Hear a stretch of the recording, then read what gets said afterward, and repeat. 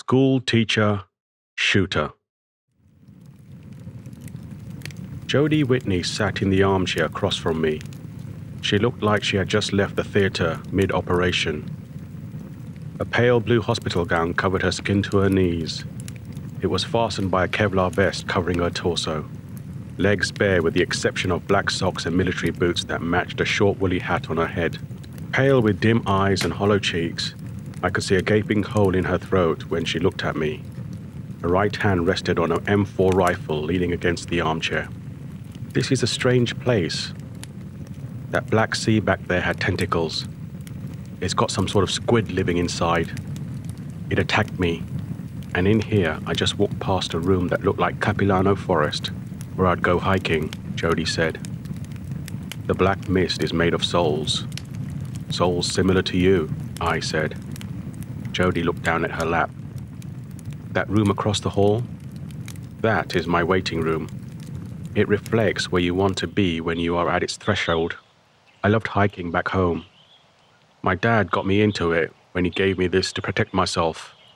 I was 11 at the time. Jodie tapped her rifle. I lived near the Capilano Canyon, around a 30-minute drive. I spent my weekends there. I used the time to take a break and do some lesson planning for my kids in between hikes. I was an elementary school teacher. Jodie rubs her trigger finger with her thumb. Her eyes dimmed. Had a stressful week. A colleague was off sick, so the year head asked me to cover his lessons for 4 weeks. That would have been easy, but it was the start of the first term, and that meant a lot of admin as new kids start at the school. I usually stay after school for a few hours to complete my class's admin. This added to extra hours after school for me. I took my class and then his, and before you know it, I was exhausted. The only thing that kept me going was getting up to Giant Fir Trail in Capilano for a bit of me time. One thing I will tell you about our elementary school is that it is a full-blown community. Love that about the place. But it can get too much when I just need some quiet time. Of course, that rarely happens in a class of 70-year-olds. Jodie smiled. The inside of her mouth was red with dried blood splatter and gums where her teeth should have been. Bits of enamel gleamed as they reflected the fireplace. Made it to Friday. Ended school late, so decided to prepare my gear and leave bright and early. I was out the door by 5 a.m. and heading to Capilano. Got there and parked up. It was still dark. Quiet. But not in an unnerving sort of way. Rather, calm.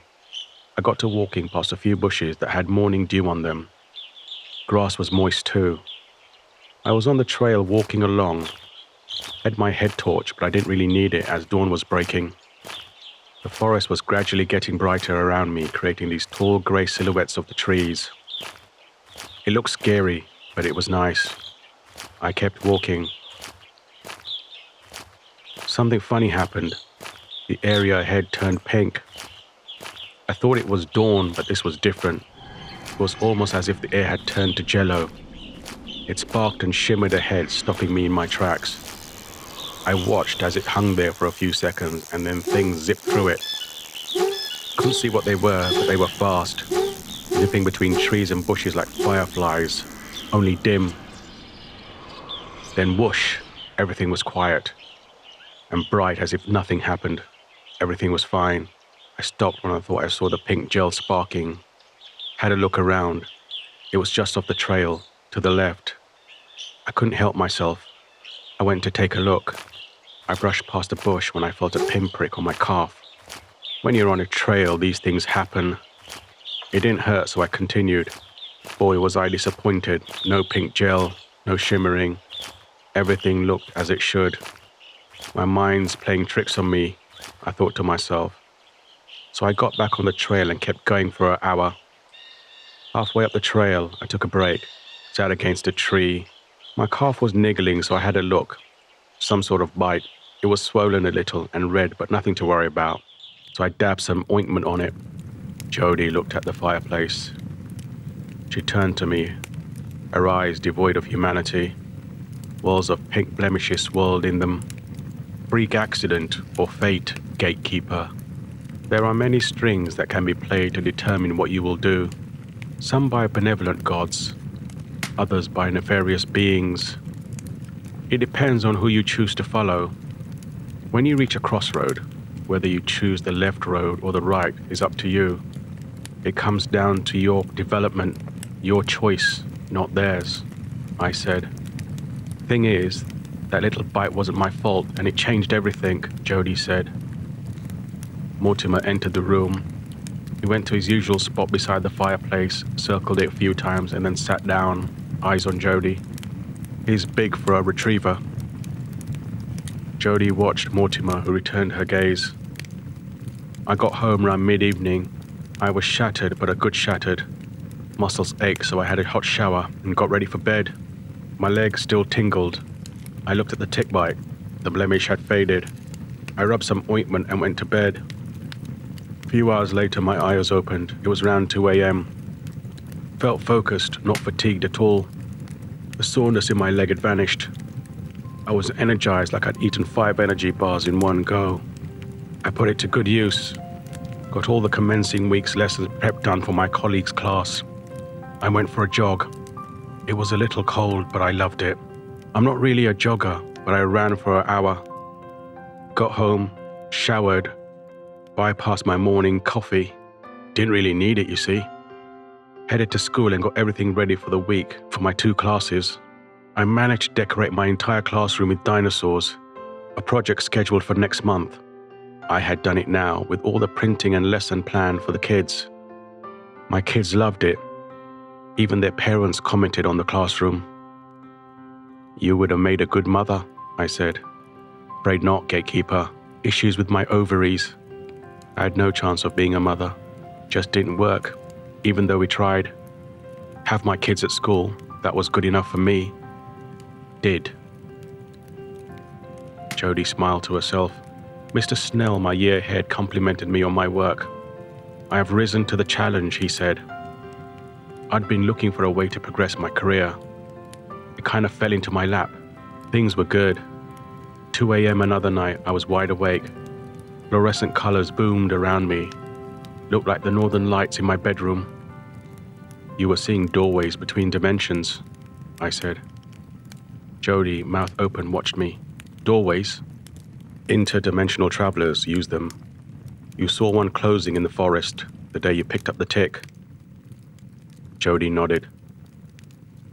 Makes sense. Not the doorway thing. I don't even know where to start with that. But what happened to me? It all happened after I got bit. Look. Jody stood up. Mortimer raised his head as she turned on the spot and showed me the back of her left calf, where a fluorescent pink line rose up to her hem. It goes all the way up here.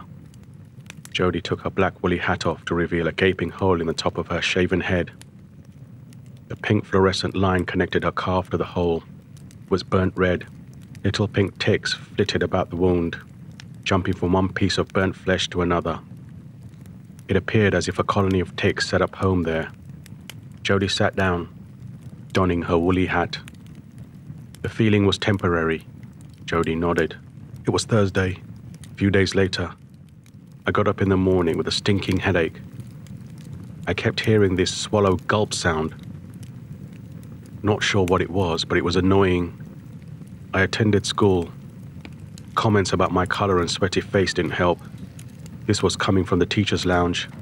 I wasn't one to pull a sickie, so I just got on with it, setting my kids some task before I took 2 paracetamol and sat at my desk.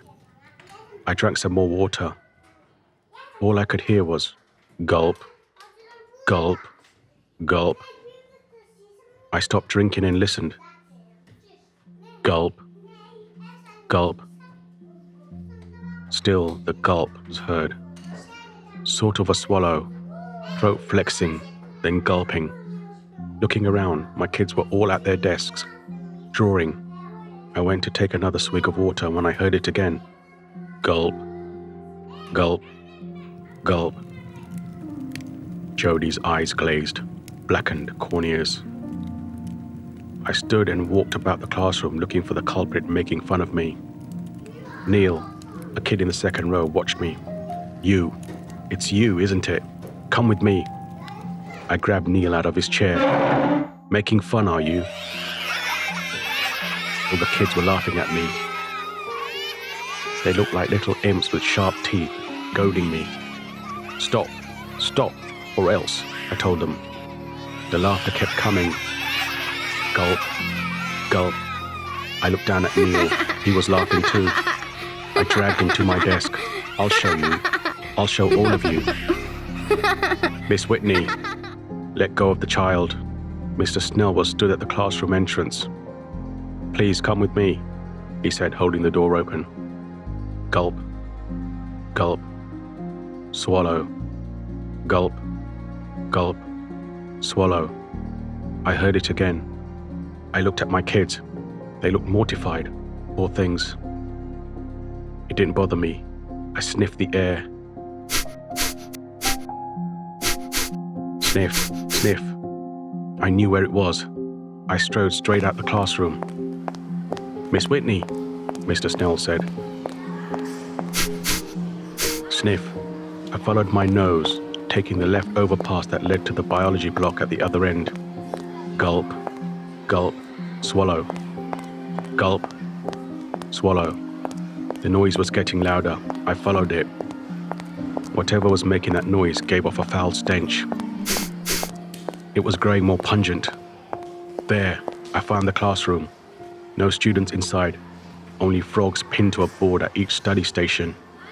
I went in. Gulp, gulp, swallow. There on the second work table, a frog was pinned to a board, ready for study. Gulp, gulp, swallow. I went to it and watched it. Its mouth opened. Gulp, gulp, swallow. Gulp, gulp, swallow. Leaning in, I watched it. Gulp, gulp. I ripped it off the board and stuck it in my mouth. I ripped its head off. Formaldehyde smelled foul, but the frog tasted good. Shoving the rest of it in my mouth, I looked around. Gulp, gulp, swallow. Another frog called me, shifting between the tables. I found it and ripped its head off the board. I shoved it in my mouth. Miss Whitney! A curt laughter burst out in the room. The frogs were laughing at me. Miss Whitney, what are you doing? Mr. Snell said. He looked mortified. Beside him stood a group of teenagers, all with their phones out filming me. Put those away. What have I told you about using your devices at school? Mr. Snell tried to stop them. Jody crunched her hands together. Apparently, my video went viral. Didn't see it myself, but it was the end of my career. Mr. Snell did me a favor. He persuaded the parents of the kid I grabbed in class not to press charges. That was on the condition that I was removed from my position as a teacher, and I saw a psychiatrist. Jody looked at me. She wiped away the pink tears that left her eyes. The psychiatrist did a full workup, including scanning my brain. You probably know more than me about this part. Jody looked at me. This is your story to tell, I said. Pink tick. One had made its way from my leg all the way to my brain. They shaved my head and got it out. But it had laid eggs, only the surgeon missed them. The tick glows fluorescent pink. How could she miss its eggs? Jody rubbed the back of her head. Larvae do not glow pink. They remain translucent until they come of age, I said. Gatekeeper, the operation didn't make things better for me. I was still hearing things, especially when I tried to sleep. Gulp, gulp, swallow. I could hear it. Kids laughing at me. They sounded like hyenas.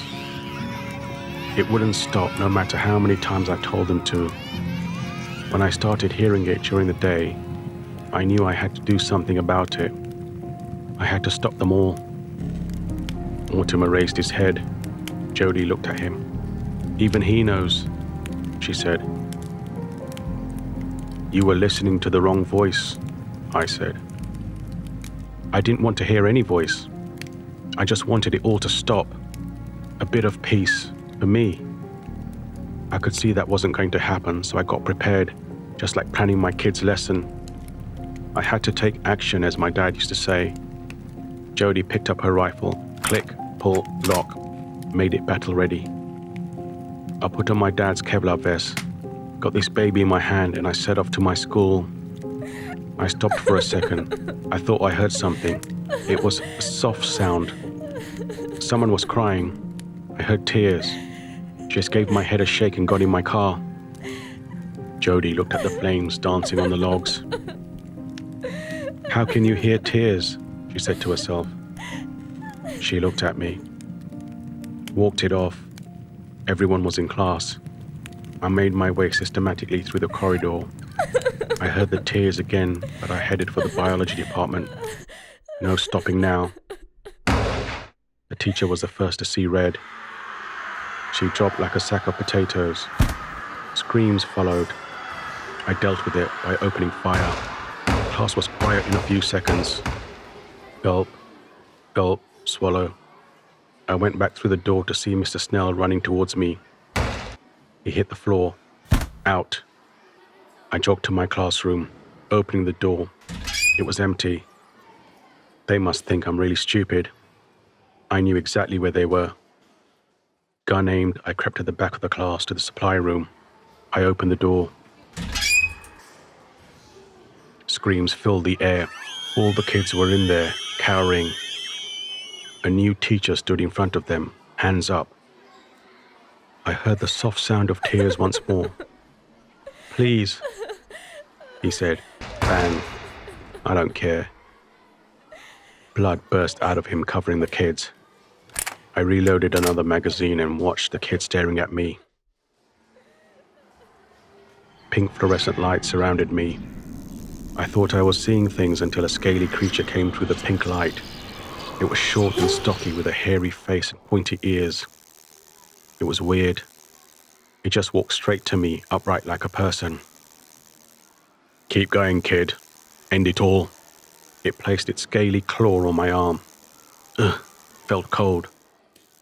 I looked at the kids cowering in the room. Another creature came through the light, followed by another and another. "Keep going, kid. End it all," the thing said again.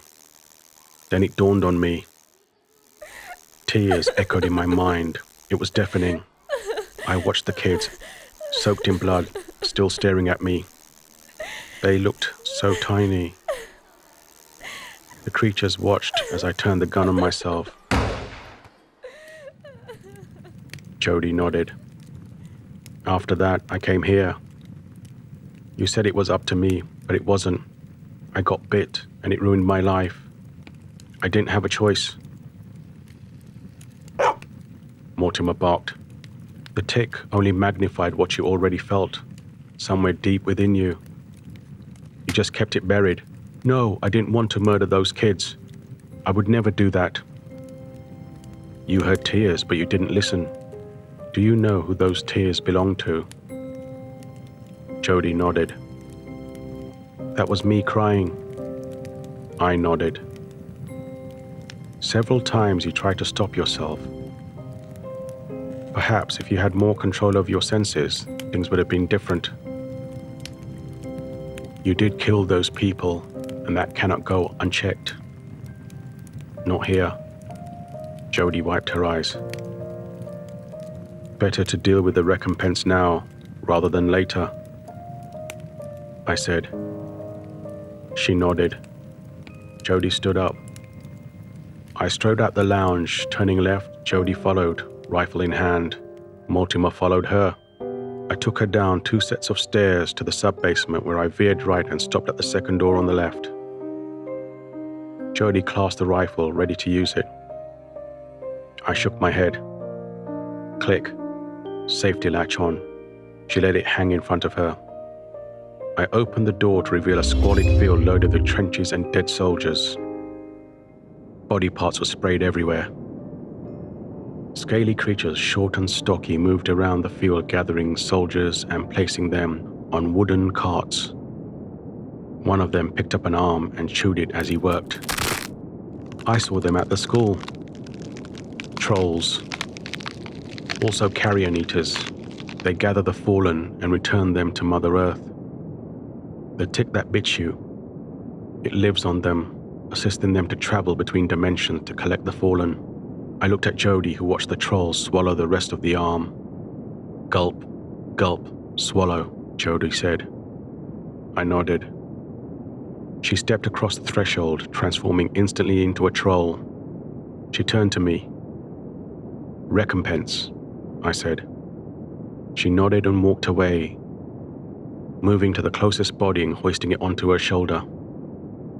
I closed the door and returned upstairs to my lounge where a single malt whiskey waited on the table next to my armchair. Mortimer went to his usual spot and sat down, head on paws. He closed his eyes. I sipped whiskey, thanking Hamish. The old soul knows when I need it. How would Jody know to control herself?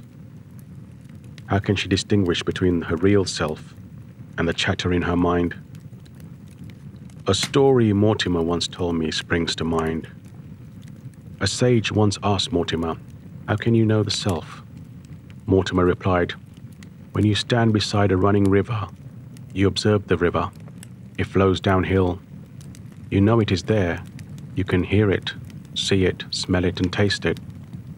You can place your hand in it, touch it. But you can also pull your hand out and not be a part of it. You are separate. You stand on the riverbank, but you are not part of it. You see the river flow, but you are not part of it. Be aware. Detach from your mind and body, and soon you will hear the real self, the real you." I would like to add to Mortimer's story with a little extra warning. Be cautious. If you listen to the wrong voice, you might end up like Jody, a carrion eater, collecting the fallen from battlefields. Until next time, see you next Sunday at 11, where I'll introduce you to another guest. Stay safe. Don't die in your sleep. Godspeed.